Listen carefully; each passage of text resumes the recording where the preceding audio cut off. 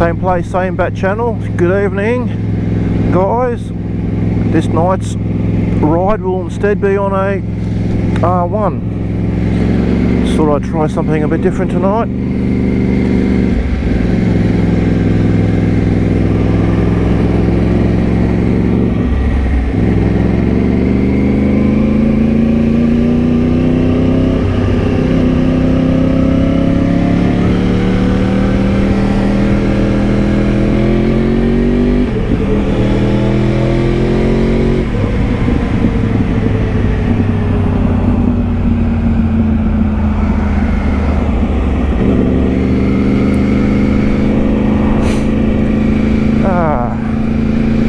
Why the night rides? Well, why not? Bikes have a whole completely different ambience to them at night, as do cars, and it's quite a significant consideration for me when I buy them. I need to know what they look like at night. 100%. Gauge displays, instrument clusters, interior lighting, exterior lighting, etc, etc, etc.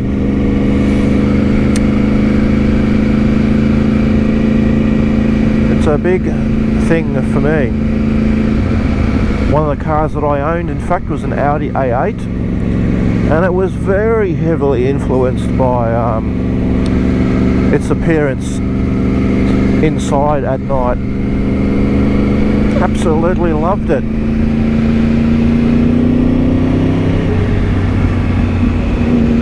And for me, on all my bikes, the gauge and instrument clusters, for argument's sake, was a key motivating factor, including this bad boy down here.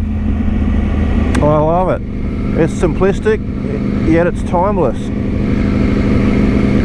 It has white backlight on it. Some people are probably going to say, what the hell is this dude talking about? Well, it's a thing, trust me.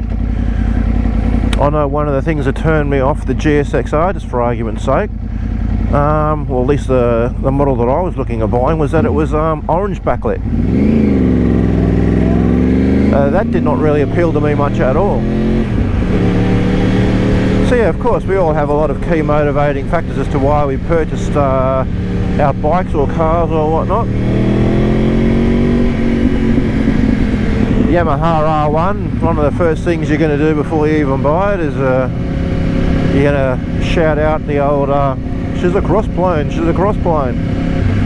Yeah, sure, why not?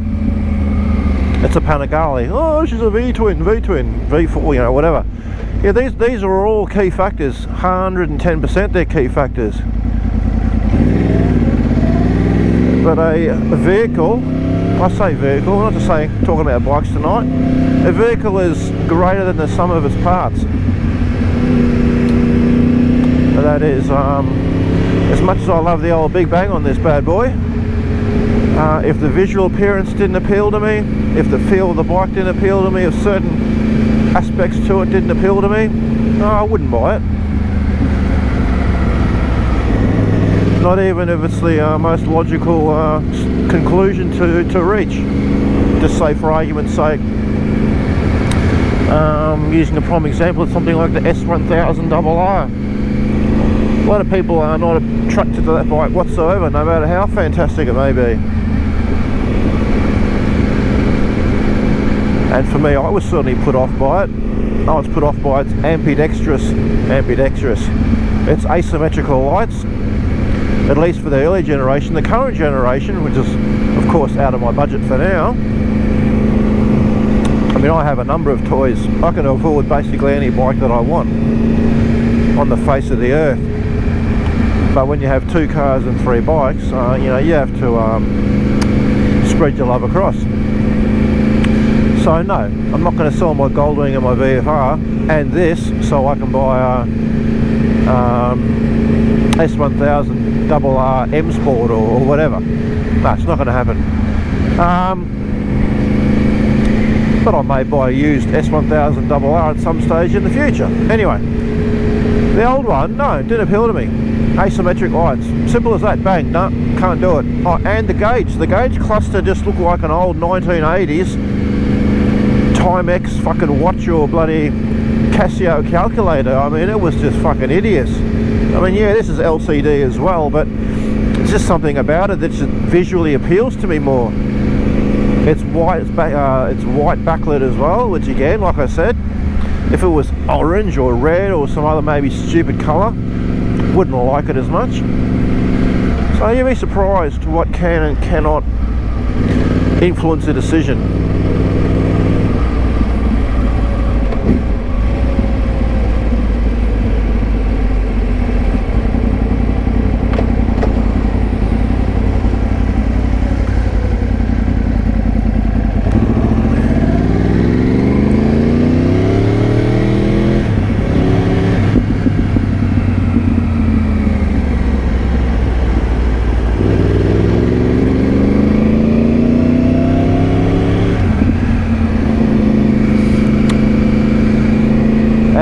I did look at this bike, hoping to find a video somewhere of it at night. I think I might have found one somewhere, but anyway, long story short, all my bikes, all my cars, by day or by night, certainly was a consideration. And the R1 was no exception to that.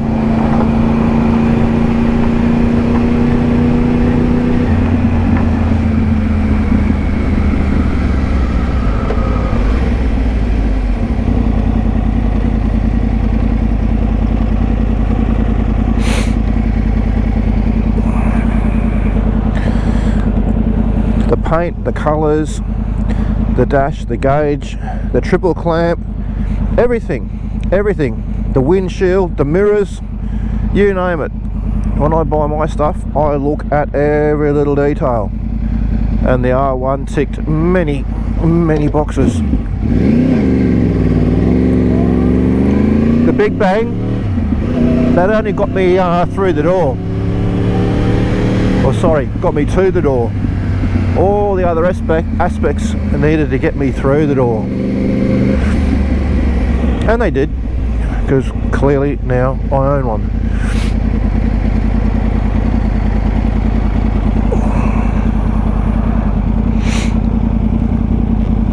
Getting a pretty good run with the lights tonight.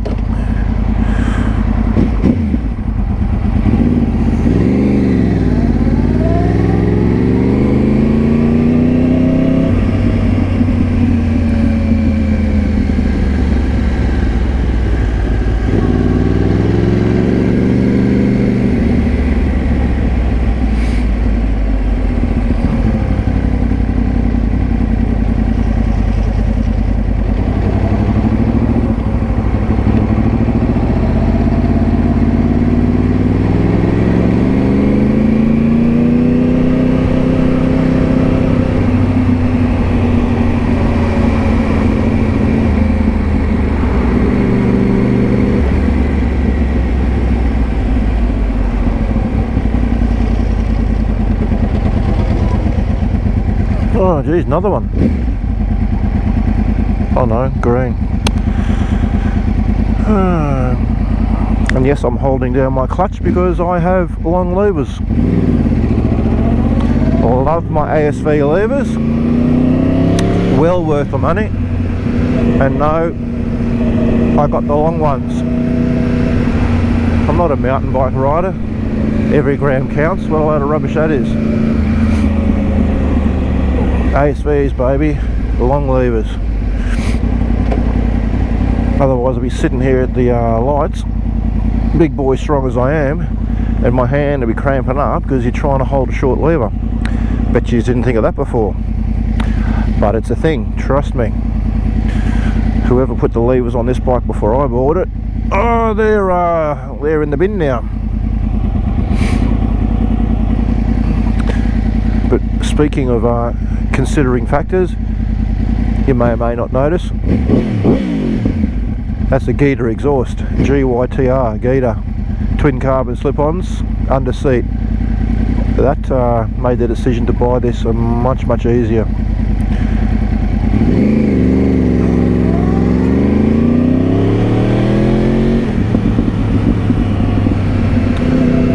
love my Gita slip-ons.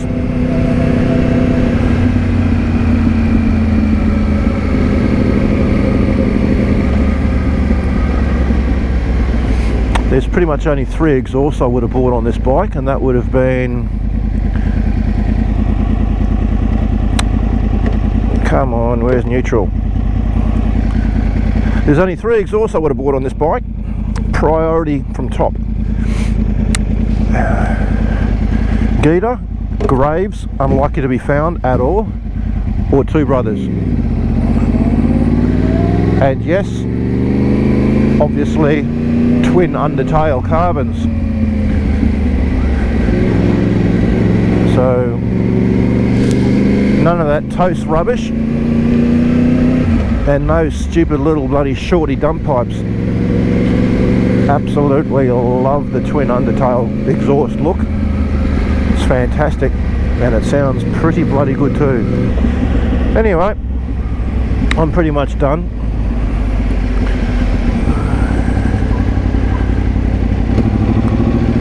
Just another little commute to the gym tonight, so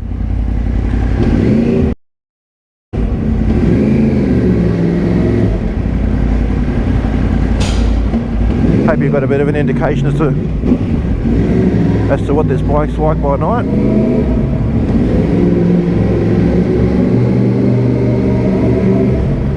Oh Jesus, 8:18. That's got to be a new record. Oh, it's not. Done a lot later than that, trust me.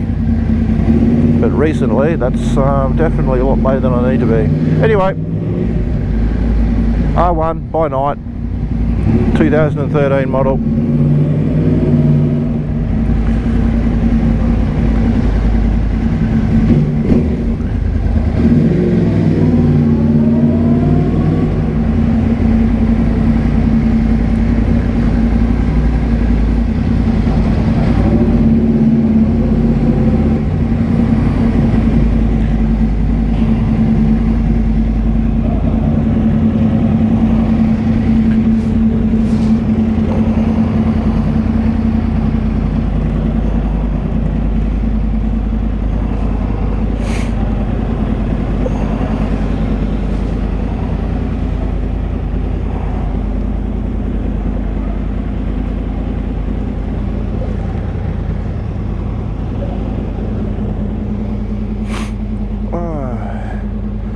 Catch us on the next ride.